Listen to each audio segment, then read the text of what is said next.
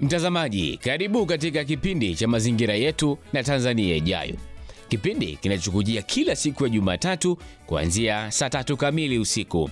Leo hii katika kipindi chetu tunaye mgeni wetu Dr. Damas Mapunda, msimamizi wa mradi wa urejeshaji endelevu mazingira na hifadhi ya Bioanuwai Tanzania.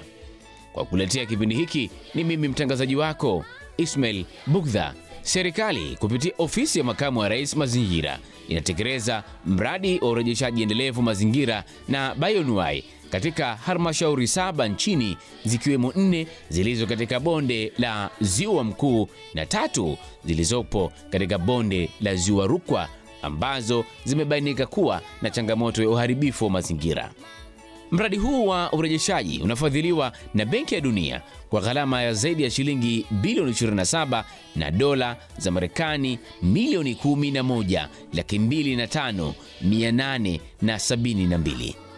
Mradi huu ni sehemu ya programu kubwa ya kidunia inayojulikana kama Restoration Initiative, ambayo imeanza shughuli zake toka mwaka 2018. Yanatekelezwa na nchi 10, Tanzania ikiwa mojawapo. Tanzania ilipata fursa kutoka mfuko wa mazingira duniani kupitia mzunguko wa 6 wa ufadhili wa mfuko wa mazingira wa dunia. Malengo ya mradi huu ni kurejesha mazingira ya ardhi yaliyoharibika kutokana na shughuli nyingi za kibinadamu na za kiuchumi, uoto wa asili, pamoja na ardhi ambayo inaonekana haifai sasa inatakiwa kufaa na kufanya kazi. Mradi huu wa urejeshaji inatumia njia mbalimbali ambazo ofisi ya makamu wa rais inafanya kwa kushirikiana na wananchi wa halmashauri 7. Moja, kwanza mradi unalenga hasa kuangalia zile shughuli ambazo ni haribifu, yani visababishi vya shughuli haribifu. Tunatambua kwamba sasa hivi maeneo mengi ya kwenye hizi halmashauri zetu shughuli ambazo ni haribifu, shughuli ambazo zinachangia sana uharibifu wa mazingira ni kwa mfano shughuli za kilimo kisichoendelevu. Watu wanalima kilimo kuendana na miteremko, watu wanakata kuni kwa ajili ya kusafisha mashamba, lakini pia kwa ajili ya mkaa na nishati. Kuna ufugaji usioendelevu, tunaona vyanzo vingi vya maji vinaharibiwa kwa sababu watu wanapeleka makundi ya ng'ombe kwenye mito na kwenye vyanzo mbalimbali vya maji kwa sababu wakitafuta maji, lakini pia kutafuta malisho, wanaingiza ng'ombe kwenye misitu kwa ajili ya kutafuta malisho na kadhalika. Kwa hiyo sasa mradi huu unakuja na suluhisho la kuangalia nini kinasababisha hawa waende huko.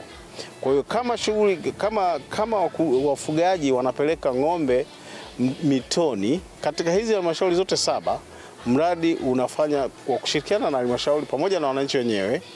Tunaangalia ni kitu gani tukifanye ili hawa wafugaji wasiende mtoni. Kitu gani tukifanye ili hawa kina mama wasiuze kuni, wasilime vinyungu na kufanya shughuli zote zile ambazo sio endelevu. Kwa hiyo mradi unakwenda na suluhisho la kile kinachosababisha wao kuingia katika haya maeneo na kuharibu.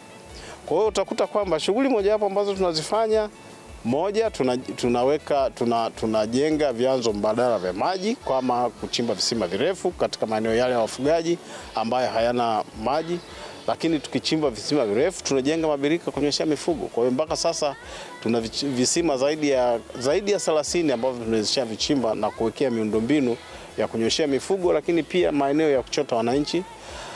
Shughuli nyingine ambayo tunafanya ni kutenga misitu ya asili ya vijiji. Mpaka sasa hivi katika hizi halmashauri 7 tuna hekta zaidi ya 30,000 ambazo zimetengwa na kufanywa. Manake tulianza kwanza tuliandaa mipango ya matumizi bora ya ardhi, manake lazima uwe na mipango ya matumizi ya bora ya ardhi ili kupanga matumizi ya aina mbalimbali, kama ni maeneo malisho, kama ni maeneo ya kilimo, maeneo ya vyanzo vya maji, hifadhi ya misitu. Kwa hiyo kupitia hiyo mipango ya matumizi bora ya ardhi ndio imetupelekea tutenge maeneo ya malisho kwa ajili ya ili kuondosha ile movement ya wafugaji kupeleka kwenye kila eneo kulisha, lakini pia kutenga vyanzo vya maji na kutenga misitu ya asili ambayo sasa hivi kupitia mradi kwenye hivi vijiji ambavyo nimesema tuna zaidi ya hekta 30,000 ambazo tumekwisha tenga misitu ya vijiji, tunataka tuingize kwenye biashara ya hewa ya carbon. Kwa hiyo ni moja ya incentives ambayo tunaifanya, lakini pia bahati nzuri wananchi wengi wameshaona kwamba kumbe kuhifadhi mazingira ni jambo jema, linawapa tija, kupitia miradi wanapata uchumi. Katika mradi huu, baadhi ya wananchi waliokuwa wanashughulika na uchomaji wa mkaa pamoja na wanawake waliokuwa wanashughulika na kulima katika vyanzo vya maji maarufu kama vinyungu kule mkoani Iringa, sasa wameingizwa katika sekta ya ufugaji wa ng'ombe wa maziwa na tayari wameanza kunufaika na kutafutiwa masoko ya kuuza maziwa. Tumewapa shughuli mbadala, kwa mfano miradi ya ng'ombe wa maziwa. Kuna kina mama, vikundi vya kina mama na vijana ambao wameanza shughuli za ufugaji wa ng'ombe wa maziwa, na bahati nzuri kwa mfano kwa Iringa wana soko la maziwa na asasi tumewaunganisha, wanauza maziwa yao na wameacha, na bahati nzuri pia kupitia vikundi hivi ambavyo vimefadhiliwa na mradi, tayari watu zaidi ya 50 katika kwa mfano manispaa halmashauri ya wilaya ya Iringa wameiga, wanafuga ng'ombe wa maziwa. Yaani kile kikundi tuliwapa ng'ombe 3 wa maziwa na kuwajengea banda la mfano. Kwa hiyo wananchi pale imekuwa kama shamba darasa. Wananchi wanakuja wanajifunza, kumbe maziwa analipa, na bahati nzuri tumewaunganisha na soko, wana uhakika wa kupata fedha. Wale wana kikundi kila mmoja na ng'ombe wa maziwa, lakini pia majirani wanaowazunguka zaidi ya watu 50 pia wameiga hiyo teknolojia na kununua ng'ombe wa maziwa na wanafuga majumbani. Lakini pamoja na hayo, mradi unafundisha wananchi kulima malisho kwa ajili ya mifugo. Na sasa hivi tuna zaidi ya wakulima 300 ambao tayari wameanzisha mashamba yao ya malisho kwa ajili ya kulishia mifugo yao, kwa sababu yale malisho ambayo ilionekana kwamba kumbe yana nutrition nzuri sana na mifugo inatoa maziwa mengi, lakini pia wananenepa. Kwa hiyo kazi yetu sisi kubwa baada ya kuonyesha shamba la malisho ilikuwa ni kuwapa mbegu ili na wao waanzishe mashamba yao ya malisho na wanaendelea nayo. Kwa hiyo hili ni jambo zuri sana ambalo tunaliona kupitia mradi huu. Tunaenda kubadilisha maisha ya wafugaji ambayo walikuwa wamezoea kufuga kiholela, lakini pia kwa kuwafundisha kwamba kumbe unaweza kulima malisho na ukapata malisho yako kwa mwaka mzima. Basi hii inatuletea tija kubwa sana, kwanza kwa ajili ya uzalishaji wa maziwa yenyewe, lakini pia hata kunenepesha hao ng'ombe ambao wanakuwa na uhakika wa malisho. Mradi wa urejeshaji mazingira umefanikiwa kwa kiwango kikubwa, na hii ni kutokana na malengo ya mradi huu yalikuwa ni kuzirejesha hekta 100,000 za uoto wa asili, ambapo tathmini iliyofanyika inaonyesha kuwa tayari hekta zaidi ya 96,000 za uoto wa asili tayari zimerejeshwa. Na tulivyofanya tathmini mwaka jana, mwaka 2024, tulifanya tathmini ya kati ya utekelezaji wa mradi. Mpaka sasa tumefikisha zaidi ya hekta 96,000. Manake ukitoa 110,000 mpaka 96,000, manake umebakiza kidogo sana kufikia lile lengo, na tunaamini kabisa kwamba tutavuka lengo kwa kufikia mwakani 2026 ambao ndio itakuwa mwaka wa mwisho wa utekelezaji wa mradi. Lakini pia uelewa wananchi kuhusiana na hifadhi ya mazingira. Wananchi kwa kweli katika hizi halmashauri ambazo tumefanya nazo kazi, kwa mfano nichukue mfano wa halmashauri ya wilaya ya Mpimbwe kwa mfano, kuna eneo la hekta zaidi ya 9,000 ambalo liko kwenye safu za milima ya Liamba la Mfipa. Eneo hili wakati mradi unaanza lilikuwa wazi kabisa na maji hayakuwepo, lakini baada ya kuingia na kulitenga kama eneo la hifadhi, baada ya miaka miwili au mitatu ya utekelezaji, msitu umerejea, na cha ajabu zaidi vyanzo vya maji vimerejea na maji yanabubujika mwaka mzima. Na sasa wanatuambia sasa wana maji mengi, wanahitaji sasa tuwape miundombinu ya umwagiliaji, kwa sababu sasa haya maji hawajui cha kufanyia. Eneo ambalo lilikuwa halina maji kabisa, na eneo ambalo lilikuwa hata wanyama, sasa hivi ukiingia kwenye ule msitu wanyama wameingia, wamerudi, wanyama wadogo na wakubwa wamerejea. Kwa hiyo unaona kabisa kwamba hizi jitihada ambazo tumezifanya zinaleta matunda na matokeo chanya. Mtazamaji, halmashauri 7 ndizo zinazohusika na utekelezaji baada ya kufanyika tathmini na kubainika Nyanda Kusini kuathirika kwa kiwango kikubwa, lakini ndio chanzo cha mito mikubwa inayotegemewa kwa vyanzo vya maji nchini. Hizi nyanda za juu kusini kwa bahati mbaya sana zilikuwa hazijawahi kunufaika na miradi ya namna hii. Kwa hiyo baada ya kuingiza kwenye mzani wa tathmini, hizi halmashauri 7 ndio zilikuwa zimeonekana kwamba zimekuwa na shida kubwa. Kwa mfano hizi halmashauri 4 za Ruaha Mkuu kwanza zina mnasaba na mto Ruaha Mkuu. Sawa Na tunafahamu Ruaha Mkuu umuhimu wake wa maji. Kwanza yanaingiza maji Mtera, lakini yakitoka Mtera na kwenda wapi? Stigla. Ile bwawa letu mpya. Kwa hiyo hizi ni halmashauri za kimkakati ambazo tuliona kwamba mradi uingize jitihada kwa maana ya kuhifadhi haya maeneo ili uharibifu usiendelee, lakini pia na uwekezaji ambao umefanywa ni vizuri ukahifadhiwa. Kwa hiyo ndio maana ikachukuliwa halmashauri ya wilaya ya Iringa, na wilaya ya Iringa ukiangalia zile kata ambazo tunashughulika nazo utaona kata 2 ziko kule chini Ruaha kabisa na karibu karibu na bwawa la Mtera, kata ya Makatapola, kata ya kata ya Makatapola na kata ya Migori kule chini, kwa maana ya ukanda ule wa chini. Lakini huku juu kwa wilaya ya Iringa peke yake tuna kata Nzi ambayo kuna mito mingi inaanzia huku inaingiza maji kwenye mto Ruaha Mkuu. Kwa hiyo ndio maana ikachukuliwa, kwa sababu sasa kulikuwa na uharibifu mkubwa sana katika hayo maeneo, basi ndio maana halmashauri hiyo ikachukuliwa.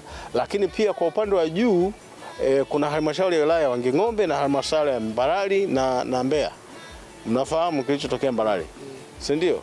Na ndio maana hizo halmashauri zikaingia kwamba eneo kubwa sana watu wale wanafanya kilimo bila kuzingatia hifadhi ya mazingira, na hivyo kusababisha kiwango kikubwa sana cha madongo kuingia kwenye mto, na wale wafugaji wengi walikuwa wanapeleka ng'ombe kunyoshea kwenye mto. Kwa hiyo ndio maana huu mradi ukaja na hilo eneo nalo liingie. Kwa Mbeya DC kule juu nako vyanzo vingi vimeisha, kwa hiyo sasa vinarejea, na ukiangalia hata mtiririko wa mto Ruaha sasa umerejea.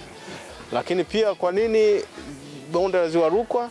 Ni kwamba bonde la Ziwa Rukwa tuna halmashauri 3 ambazo zimechangia sana lile bwawa lile Ziwa Rukwa kuanza kupoteza kina kwa sababu ya shughuli nyingi za kilimo zinazofanyika huko juu, na ziwa sasa limekina kidogo, maji yamesambaa, yamekuwa yakisambaa sana. Kwa hiyo sasa ili kuondosha hiyo shida, na bahati mbaya upande ule kule hii ni ile tunaita inland lake, yani ni ziwa la ndani ambalo halichangiwi na nchi nyingine yote, ni la kwetu sisi, lakini halijawahi kupata mradi wa kuhifadhi mazingira katika mifuko hii mikubwa. Kwa hiyo tukaona kwamba kwa sababu tuna fursa hiyo tuingize na hili ziwa ili tuendelee kuwa nalo. Mtazamaji, katika kuhakikisha jitihada za urejeshaji zinakuwa endelevu, unafanyika kwa ushirikiano na wananchi na halmashauri za serikali za mitaa za maeneo husika, hasa kwa upande wa maeneo yaliyotengwa misitu hifadhi. Kumeundwa kwa kamati za wananchi za usimamizi wa mazingira ambazo zimejengewa uwezo ikiwemo wa elimu na vifaa, na pia kamati hizo ziko chini ya halmashauri, lakini wananchi wenyewe ndio wasimamizi baada ya kuona faida wanazozipata. Katika eneo la misitu tayari ofisi ya makamu wa rais muungano na mazingira imeshatoa mizinga 1000 kwa ajili ya ufugaji wa nyuki. Shughuli ya ufugaji nyuki, na wananchi hawa wanafuga nyuki na wanapata mazao, na mazao haya manake tunaamini kwamba kupitia hivyo vikundi vyao na fedha wanazozipata hawatakubali watu wengine waingie na kuharibu hayo maeneo ambayo wao wanafuga nyuki. Lakini pia kwa miradi ya kilimo, kwa mfano tumejenga mifereji ya umwagiliaji katika maeneo mbalimbali, tumejenga malambo kwa ajili ya kama vyanzo vya maji kwa ajili ya umwagiliaji, lakini pia kunywesha mifugo. Yote haya, kila eneo lina kamati yake. Kila eneo lina kamati. Kama tumejenga josho, kuna kamati ya usimamizi wa josho, wanachajiana wenyewe labda shilingi 200 kwa kila ng'ombe. Zile fedha wanatunza, uharibifu ukitokea watarejesha, watafanya matengenezo na ukarabati unaohitajika. Kwa hiyo katika kila mradi ambao tumefanya kuna kamati maalum, aidha ya kikundi ama ya kijiji husika, ambao mnaiwekea kabisa mifumo ya usimamizi wa fedha na matumizi. Yes, kila kitu, mifumo ya usimamizi, wana akaunti, wana nini, wana uongozi, lakini wanasimamiwa na halmashauri zao. Halmashauri ndio zina nani, kwa sababu hii miradi yote ambayo tunazungumza sisi tunasimamia kutokea Dodoma, lakini kila halmashauri ina mratibu kwenye halmashauri yake, na kila sekta ina mtu ambaye, iwe sekta ya mifugo, misitu, kilimo na kadhalika, maendeleo ya jamii, yote na watu ambao wanaangalia kwa ujumla wake hizo shughuli ambazo zinatekelezwa katika hayo maeneo. Na tunaamini kabisa kwamba baada ya kukamilisha mradi, hizi shughuli bado zitaendelea kuwepo, kutekelezwa na hizo halmashauri. Mbali na shughuli za ufugaji nyuki, pia ofisi ya makamu wa rais muungano na mazingira umeanza mradi wa hewa ya ukaa, ikiwemo halmashauri ya wilaya ya Tanganyika ambayo tayari vijiji zaidi ya 10 vimeongezwa katika mradi huo, ambapo serikali imekwisha tenga fedha kwa ajili ya utekelezaji wake. Na nadhani Watanzania wengi wanafahamu kwamba Tanganyika ni miongoni mwa halmashauri ambazo zinanufaika na biashara ya hewa kaboni. Kwa hiyo tumekwisha anza kwa maana hiyo, ingawaje bado tunakwenda kwenye hizi halmashauri zingine. Wale bahati nzuri tuliokuta tayari walianza ile biashara, lakini kupitia mradi huu pia tumeongeza vijiji zaidi ya 10 ambavyo vimeingia kwenye hii biashara. Kwa hiyo tunaamini kwamba katika hivi vijiji vingine kwenye hizi halmashauri zingine, katika kipindi cha mwaka huu tumeshatenga fedha kwa ajili ya shughuli hiyo, ili waweze kutufanya huo mchakato, kwa sababu zile shughuli za awali zote tumeshakamilisha. Manake kabla hujaingia kwenye biashara ya carbon, unatakiwa uandae mpango wa usimamizi wa misitu hiyo ambao unataka ingie kwenye biashara. Kwa hilo jambo limeshafanyika. Bado kuwaingiza sasa kwenye kuwasajili kupitia kituo chetu cha National Carbon Monitoring Center pale Morogoro. Wakishasajiliwa, basi tunawakaribisha wawekezaji waweze kuingia mikataba na hivi vijiji ili na wenyewe waweze kunufaika. Baada ya tathmini kuonyesha matokeo chanya ya utekelezaji wa mradi wa urejeshaji endelevu mazingira, sasa ofisi ya makamu wa rais muungano na mazingira tayari imeandaa miradi mingine katika mzunguko wa 8 wa mfuko wa mazingira wa dunia. Tayari miradi ya mazingira katika maeneo ya Kigoma kuanzia mwaka huu, lakini bado kazi ya uandaaji wa miradi inaendelea. Miradi mingine ambayo tunataka tuiandae kwa mzunguko wa 9, na hasa kwa sababu katika hizi halmashauri 7 tumefanya kazi kwenye kata 18 na vijiji 54. Sio vijiji vyote katika hizi kata 18 vilifikiwa na mradi, lakini mahitaji, kwa sababu mahitaji yamekuwa makubwa sana, wameona wenzao jinsi wanavyonufaika na mahitaji haya yamekuwa makubwa, kwa sababu wanaona jinsi, yani unaweza kaona tofauti kati ya kijiji ambacho kina mradi na kijiji ambacho hakina mradi.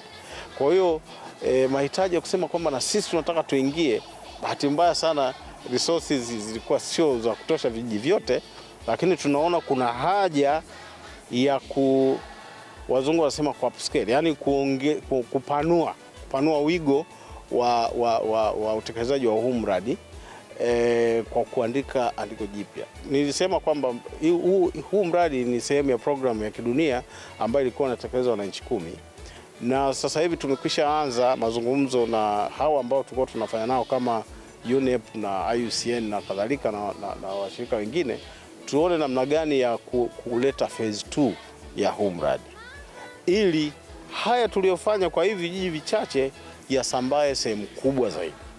Kwa hiyo, lakini pia kupitia programu hii ya kidunia, lakini pia tunafikiria hata kwenye mzunguko wa 9 wa utekelezaji wa huu mradi wa mfuko wa mazingira wa dunia, tuone namna ya kuupscale, kwa sababu ya hizi best practice ambazo tumezipata, itakuwa ni hoja nzuri ya kujenga kwa wenzetu ili waweze kutuelewa, tuweze kupanua wigo wa utekelezaji wa mradi. Fursa ya biashara ya kaboni inakwenda katika sekta mbalimbali ikiwemo maji, kilimo, na serikali inachukua hii kama fursa, ambapo sasa inataka kuweka mkazo mkubwa katika biashara ya kaboni.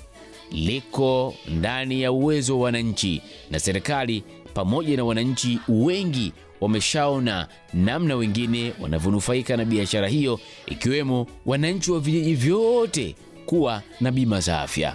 Vijiji vyote ambavyo tayari wako kwenye biashara ya carbon wana bima za afya. Kila mwananchi na familia yake wote wanakatiwa bima ya afya kila mwaka. Alafu pili, yale mahitaji ya msingi, sijui kituo cha afya, sijui barabara, maji, yote wanajenga kupitia hiyo pesa yao ya carbon. Na sasa hivi nakwenda mbali zaidi kwamba wanataka kwa sababu haya yote wameshayafanya, sasa bado pesa zinaingia kwa sababu tu wako kwenye mkataba na wanahifadhi yale mazingira. Na bahati nzuri biashara ya carbon tathmini huwa inafanyika mara 2 kwa mwaka. Inafanyika mwezi Disemba, wanapata gawio, alafu inafanyika mwezi Juni. Hivi mwezi Juni wanapokea tena pesa. Kwa hiyo hizo fedha zote wanataka sasa waziingize kwenye shughuli mbadala za kiuchumi. Kwa hiyo wanapoona kwamba kumbe kwa kuhifadhi mazingira na misitu yetu kuna fedha tunaipata. Na bahati nzuri tunachokifanya sisi kupitia mradi huu kwamba lazima tukubaliane na kijiji husika. Tunatenga eneo la msitu wa hifadhi, no go zone. Yaani humo piga ua, hamna kuingia. Wana maeneo mengi. Na tunatenga maeneo ya misitu ya hifadhi, lakini pia tunatenga misitu ya matumizi. Sawa? Kwa sababu kuna matumizi mbalimbali watu watahitaji kuni, watahitaji kwenda kutafuta uyoga, watahitaji mbalimbali, dawa na kadhalika. Kwa hiyo yote haya tunafanya ili mtu asishawishike kuingia tena kule, na wanalindana wenyewe kwamba bwana, wewe msitu wetu wa matumizi ni huu, matumizi yetu yanakwenda hivi na hivi na hivi, kwa hiyo huku utakiwa kuingia. Na ndio maana ile swala la sustainability ulizungumzia hapa kwamba mnahakikishaje swala hili linakwenda kuendelea kuwa endelevu. Ni kwamba kwa maeneo ya misitu nina uhakika 100% kwamba wataendelea kuyatunza, kwa sababu eneo ambalo wameliweka kwa ajili ya biashara kwa wale ambao tumeshawaingiza, manake hilo ni eneo la hifadhi na ni eneo la biashara ya carbon. Lakini wana maeneo mengine ambayo yametengwa kwa ajili ya matumizi ya msitu, mazao ya misitu, kama ni mbao, kama ni nini, iko hivyo. Mtazamaji, mwisho Daktari Damas Mapunda, msimamizi wa mradi wa urejeshaji endelevu mazingira na hifadhi ya bioanuwai Tanzania, anagusia swala la tija kubwa na matokeo ya haraka ya utekelezaji wa programu za mazingira chini ya ofisi ya makamu wa rais, muungano na mazingira. Programu za namna hii zina tija kubwa kwa sababu unaona matokeo haraka sana. Na bahati nzuri katika huu ukanda wa nyanda za juu kusini unatawaliwa na misitu ya miombo, tunaita miombo woodlands. Na miombo usipoingiza mifugo, usipochoma, usipokatua humo ndani ya mwaka 1-2 inakupa matokeo. Kwa hiyo tumeona kwamba kwa kweli kwa programu za namna hii zina tija kubwa, kwa sababu ukifanya huu urejeshaji bila hata kupanda miti, pamoja na kwamba tumekuwa na katika programu hii pia tunaotesha, tumeanzisha vitalu vya miche na tumekuwa tukisambaza miche kwa wananchi na taasisi na watu mbalimbali panda miti, lakini kwa kuhifadhi tu, yani kulitenga tu ile eneo na kulihifadhi, matokeo yamekuja haraka sana. Kwa hiyo naona kabisa kwamba kuna haja kubwa ya kuendelea na programu za namna hii, hasa tukipata nafasi kwa bajeti zetu za ndani pia.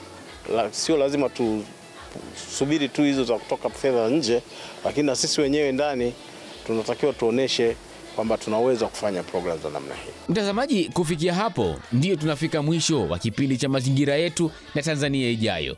Kumbuka, katika kipindi cha leo tulikuwa naye Dr. Damas Mapunda, msimamizi wa mradi wa urejeshaji endelevu mazingira na hifadhi ya bioanuwai Tanzania Hadi juma lijalo, kwa niaba ya wote walioshiriki katika kipindi hiki, ni mimi mtangazaji wako Ismail Bughdha. Mungu alipotuumba